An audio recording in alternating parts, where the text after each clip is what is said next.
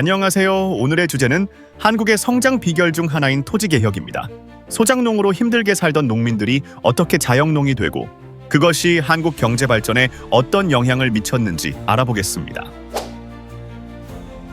1945년 일본이 항복하고 한국은 해방되었습니다. 하지만 땅 문제는 여전히 심각했습니다. 대부분의 토지를 소수의 지주가 독점하고 있었기 때문입니다. 당시 농민의 85%가 소작농이었습니다. 조선 말 소작료는 50% 정도였으나 여기에 종자와 농기구, 소를 빌린 값 등을 더해 70%를 소작료로 내야 했습니다. 1945년 소작료는 조선 말과 큰 차이가 없었고 소작농은 가난에 허덕이며 하루하루 힘겹게 살아야 했습니다. 미군정이 들어오면서 일본인 소유의 땅을 몰수해 소작농들에게 나눠주었습니다.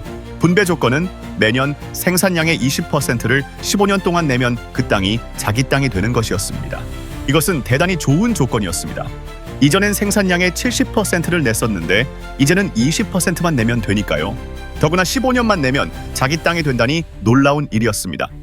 덕분에 전체 농민 중 25%가 자기 땅을 가지게 되었고 미군정에 대한 이미지도 좋아졌습니다. 미군정이 끝나고 초대 대통령으로 이승만이 선출되었습니다.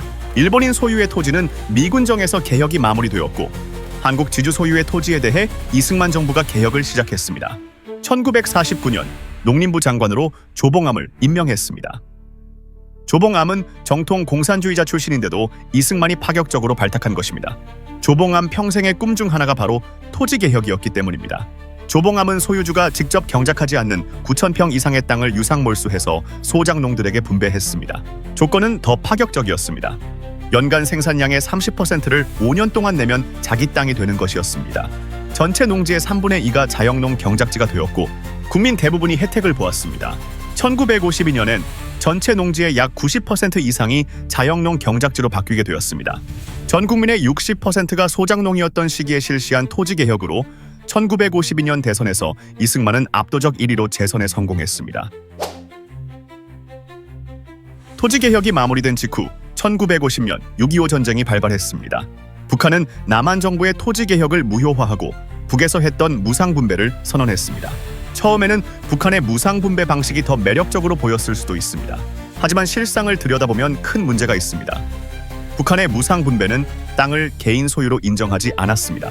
땅은 국가 소유로 간주했고 농민들은 수확량의 절반 이상을 세금으로 내야 했습니다. 반면 남한의 토지개혁은 자영농 육성을 통해 농민들이 자신의 땅에서 자립할 수 있도록 도왔습니다. 이 차이는 농민들에게 큰 영향을 미쳤고 결국 남한의 방식이 더 많은 지지를 받았습니다. 한국뿐만 아니라 일본과 대만도 비슷한 시기에 토지개혁을 실시했습니다. 흥미로운 점은 이 세 나라 모두 성공적인 결과를 얻었다는 것입니다. 일본에서는 미군정이 주도하여 1헥타르 약 3,000평 이상의 땅을 가진 지주로부터 땅을 유상 몰수하고 소작농에게 분배했습니다. 조건은 40년 동안 소작료를 내면 자기 땅이 되는 것이었는데요. 당시 일본 농부의 70%가 소작농이었으니 이 개혁은 큰 환영을 받았습니다. 대만에서는 공산당에 밀려 대만으로 온 국민당 정부가 토지개혁을 실시했습니다. 일정 규모 이상의 땅을 가진 지주들에게 땅을 팔도록 하고 이를 소작농에게 유상으로 분배했습니다. 대만 역시 이 개혁으로 민심을 안정시키고 긍정적인 변화를 가져왔습니다. 반면 북한과 중국에서는 무상몰수와 무상분배를 시행했지만 이 방식은 생산성에 큰 문제를 일으켰습니다. 분배된 땅이 개인 소유가 아니라 국가 소유로 간주되었기 때문입니다. 필리핀과 인도는 지주들의 반발로 인해 토지개혁에 실패했고 남미는 지주 세력이 너무 강해 아예 시도조차 하지 못했습니다.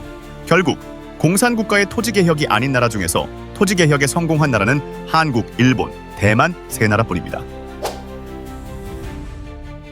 토지개혁은 단순히 농업구조를 바꾼 것에 그치지 않았습니다. 사회와 경제 전반에 걸쳐 큰 변화를 가져왔습니다.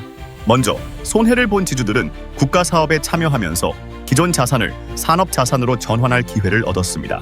이는 한국 경제의 산업화 기반 마련에 도움이 됐습니다.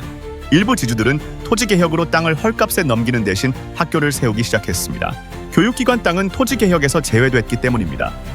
이 때문에 사립중학교와 고등학교 수가 크게 늘었습니다. 자작농이 된 농민들은 경제적 여유가 생겨 자녀 교육에 투자하기 시작했습니다.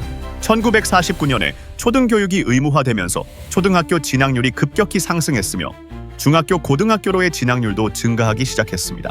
교육받은 젊은 세대들은 이후 한국 경제 성장, 즉 한강의 기적을 이끄는 주역이 되었습니다. 이는 단순히 토지 개혁에서 끝난 것이 아니라 사회 전반에 걸친 발전으로 이어졌음을 보여줍니다. 한국의 토지 개혁은 단순히 땅 문제를 해결한 것이 아닙니다. 사회적 갈등을 해소하고 경제와 교육 시스템을 혁신적으로 변화시킨 역사적인 사건입니다. 이러한 개혁 정책에 대해 여러분은 어떻게 생각하시나요? 댓글로 여러분의 생각을 알려주세요. 다음에도 흥미로운 이야기로 찾아뵙겠습니다.